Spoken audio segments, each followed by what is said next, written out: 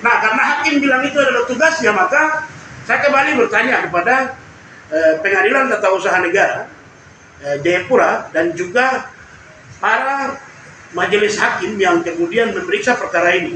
Apakah mereka memiliki lisensi lingkungan hidup tidak?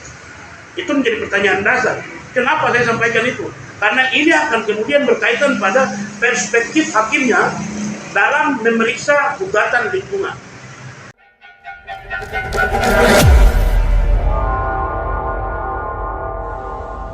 Setelah menjalani proses sidang selama 7 bulan lebih, tanggal 2 Oktober 2023 merupakan majelis hakim akan memutuskan gugatan yang diajukan oleh pimpinan Margaworo, masyarakat adat suku Awyu. Kedua belah pihak, tergugat maupun penggugat, telah mengajukan kesimpulan pada tanggal 20 Oktober 2023 lalu. Jelang putusan akhir, mahasiswa di Kota Jayapura yang tergabung dalam Ampera Papua, Wahana Lingkungan Hidup Walhi Papua, juga Lembaga Bantuan Hukum LBH Papua yang tergabung dalam Koalisi Peduli Masyarakat Adat Suku Awyu telah menggelar jumpa pers di kantor Lembaga Bantuan Hukum LBH Papua pada tanggal 31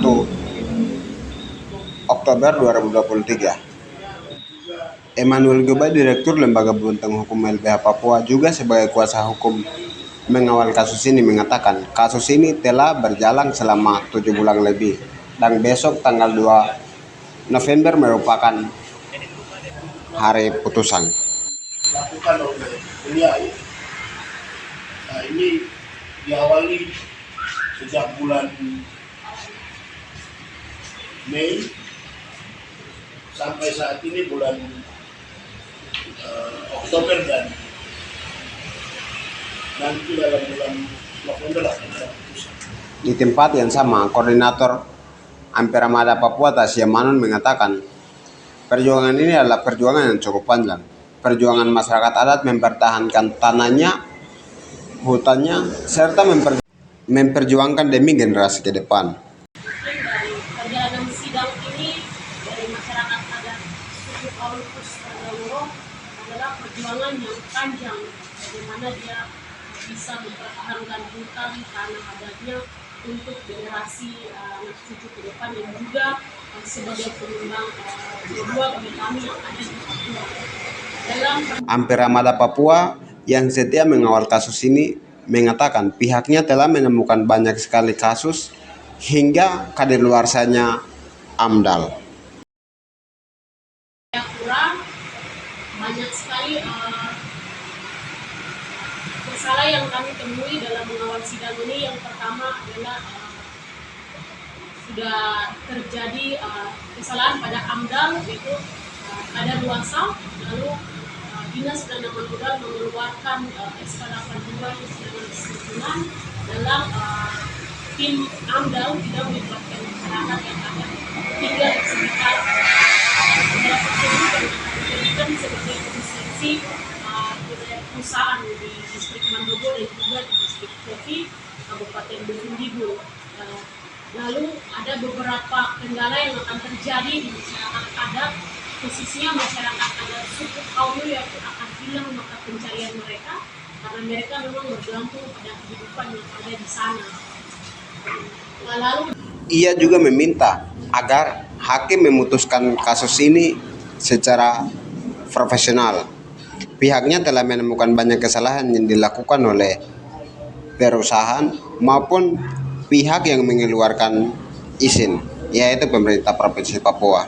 dari sini kami sebagai anak muda, saya mengikuti teman-teman meminta kepada hakim untuk melihat jeli secara nyata bahwa banyak kesalahan yang sudah dilanggar oleh pemerintah dan juga perusahaan terkait dengan izin AMDAL dan juga izin analisis lingkungan yang ada di kantor suku Margaworo Awyu. Untuk itu kami minta kepada pihak para hakim untuk mempertimbangkan hal ini dan melihat hak masyarakat adat dalam mempertahankan hutan dan tanah adatnya ke depan. Mungkin itu yang bisa saya sampaikan. Direktur Lembaga Hukum LBH Papua, Emmanuel Gobay, juga sebagai kuasa hukum yang mengawal kasus ini, mengatakan pihaknya telah menemukan banyak sekali kasus. Paling sedikit pihaknya telah menemukan 20 kesalahan dalam kasus ini. Pada prinsipnya, semua dalil gugatan kami yang kami masukkan dalam gugatan selamatkan hutan adat Papua itu terbukti bahwa telah terjadi pelanggaran semua dalil yang kami dalilkan. Kalau saya coba hitung dari isu yang kemudian kami dalilkan dalam gugatan, itu kurang lebih ada 20 lebih isu yang kami masukkan. Yang paling pertama yaitu isu tentang masyarakat adat dan hak-hak yang melekat pada mereka. Direktur Lembaga Bantuan Hukum LBH Papua, Emmanuel Gobay, yang telah mengawal banyak sekali kasus di tanah Papua, juga menyebut kasus ini adalah kasus yang paling berbeda dari kasus-kasus yang ia mengawal sebelumnya. Di mana Frankie Woro adalah seorang pimpinan masyarakat adat yang kemudian berdiri memperjuangkan hak marganya.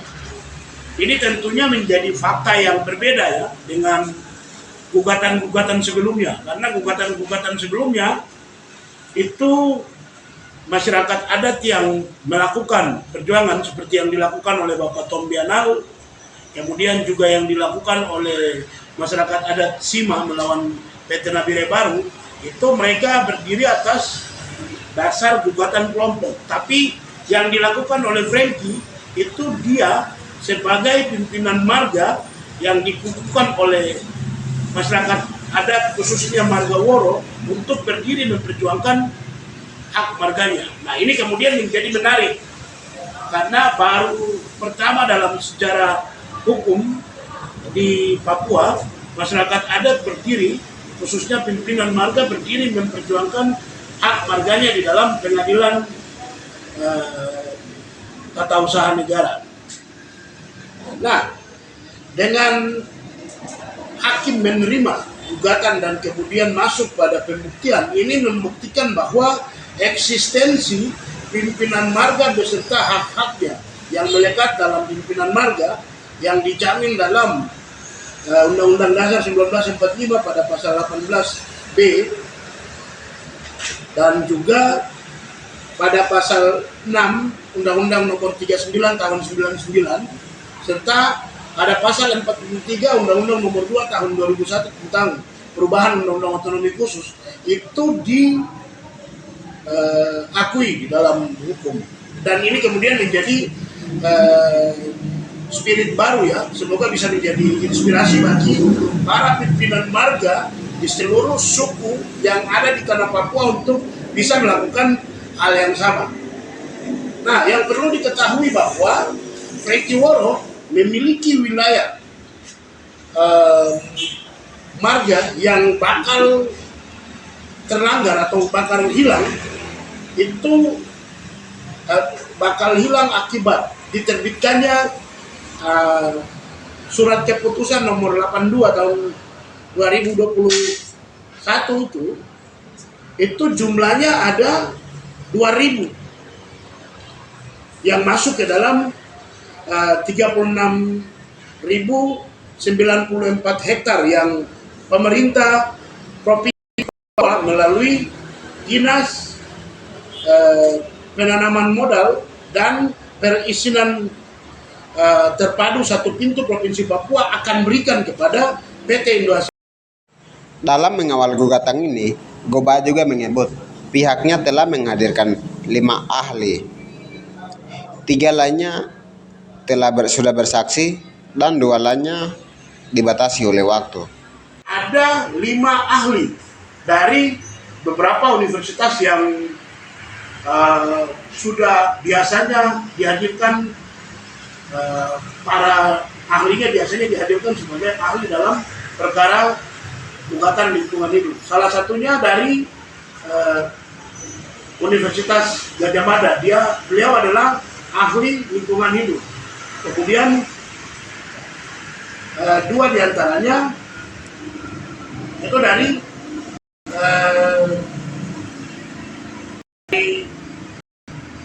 Universitas Negeri Papua. Dua lain kami mau masuk. Goba juga menyebut, salah satu ahli mengatakan, jika ada AMDAL yang telah kadaluarsa, maka tanah tersebut kembali ke masyarakat adat. Punya waktu kadaluarsa 4-5 tahun, itu juga dinyatakan oleh ahli tadi. Ketika kita pastikan apabila AMDAL tersebut yang kadaluarsa digunakan seperti apa, ahli sampaikan bahwa itu sudah jelas tidak sesuai dengan mekanisme yang ada. Di sisi yang lain, oleh ketua AMDAL juga menyebutkan beberapa fakta terkait wajibnya melibatkan warga terdampak yang ada di sekitar dan juga yang masuk dalam wilayah yang akan kemudian terdampak. Ketika disampaikan terkait adanya marga yang tidak masuk, tentunya menurut beliau ini ganjalan yang terjadi. Ketika kita tanya terkait apakah ada pengalaman dia dalam kasus-kasus dia sebagai ahli melihat fakta apa yang kemudian dilakukan, dia dalam contoh kasus yang dia sampaikan berkaitan dengan program food estate di Merauke, dia sebagai ketua tim, karena ada penolakan dari masyarakat adat, dia langsung kemudian merekomendasikan untuk tidak melanjutkan. Begitu. Nah, pernyataannya sebagai ahli berdasarkan pengalaman itu kemudian lagi-lagi menguatkan pertanyaan kita atas para penilai AMDAL Provinsi Papua yang jelas-jelas melihat bahwa AMDAL ini sudah kadaluarsa, tetapi kenapa bisa memberikan rekomendasi? Di sisi yang lain, berkaitan dengan ahli pertanian, perkebunan yang kita hadirkan, dia membenarkan fakta masyarakat bergantung pada hutan dengan tanaman-tanaman yang ada di hutan. Hal ini beliau sampaikan berdasarkan pada hasil penelitian beliau yang dilakukan di wilayah adat Awi, di mana apabila hutan itu kemudian dialih fungsi, tentunya secara perkebunan dan juga kebutuhan hidup akan terdampak bagi masyarakat. Ini kemudian semua itu membenarkan bahwa apa yang kita dalilkan di dalam gugatan kami itu terbukti di sana. Dengan gugatan kami itu semua terbukti bahwa SK nomor 82 tahun 2021 itu bermasalah, maka apa yang harus dilakukan oleh hakim itu pernah saya tanya pada ahli AMDAL pada saat sidang. Ahli, ketika prosesnya ini saya coba ulangi ya, apa yang saya sampaikan. Ketika prosesnya itu sudah tidak sesuai dengan prosedur, dan kemudian pihak yang mengalami kerugian itu melakukan upaya hukum dengan cara mengajukan gugatan ke Pengadilan Tata Usaha Negara seperti ini, apa yang harus dilakukan oleh hakim? Dia dengan tegas sampaikan, ya kalau memang tidak sesuai ya harus diputuskan dicabut. Cuma ketika dia mau sampaikan itu, hakim membatasi jawabannya, bilang itu tugas kami. Nah, karena hakim bilang itu adalah tugasnya, maka saya kembali bertanya kepada Pengadilan Tata Usaha Negara Jayapura dan juga para majelis hakim yang kemudian memeriksa perkara ini, apakah mereka memiliki lisensi lingkungan hidup tidak? Itu menjadi pertanyaan dasar. Kenapa saya sampaikan itu? Karena ini akan kemudian berkaitan pada perspektif hakimnya dalam memeriksa gugatan lingkungan. Saya juga berkali-kali lihat dalam pernyataan majelis hakim ketika sidang, kami tidak akan lihat yang lain-lain katanya. Kita akan lihat prosedurnya. Ahli sudah menyampaikan bahwa ketika prosedur yang ditempuh itu salah, maka jelas itu tidak memenuhi syarat dan jelas-jelas bertentangan dengan asas umum pemerintahan yang baik. Dan apa yang tadi kami dalilkan, kurang lebih 20 lebih dalil yang saya jelaskan secara garis besar, hanya kurang lebih 5 isu saja, itu semua masuk terbukti tidak sesuai dan bertentangan. Dan itu adalah bagian dari prosedur yang wajib. Nah, karena hakim menyampaikan itu, kita akan lihat prosedur. Karena dalil prosedurnya itu semua terbukti, maka pertanyaan kembali kepada majelis hakim, apakah akan profesional dalam melihat dan memutuskan perkara ini.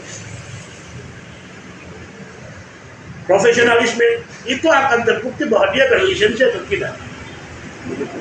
Kalau kemudian tidak, saya minta dengan tegas kepada Komisi Yudisial Perwakilan Papua, Komisi Yudisial Republik Indonesia Perwakilan Papua, untuk pantau putusan ini, agar bisa mendapatkan putusan yang profesional, imparsial, independen, tanpa ada masukan satupun dari pihak lain. Kenapa? Tanpa ada masukan satupun dari pihak lain. Yang perlu saya sampaikan bahwa Frankie Woro itu bukan hanya melawan pemerintah Provinsi Papua, dalam hal ini Dinas Penanaman Modal dan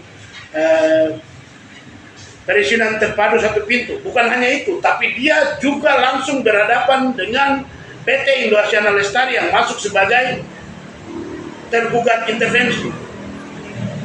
Ini semakin menunjukkan bahwa gugatan ini lain dari yang lain.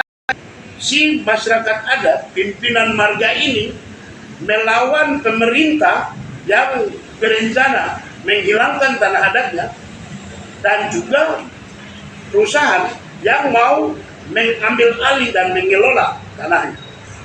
Ini sesuatu yang sangat luar biasa dan tentunya menjadi fakta yang berbeda dari yang lainnya, yang bisa kemudian menjadi referensi bagi pimpinan marga di wilayah adat lainnya yang ada di dalam wilayah Papua maupun di pulau-pulau lain di wilayah Indonesia yang ada masyarakat adatnya dan adatnya.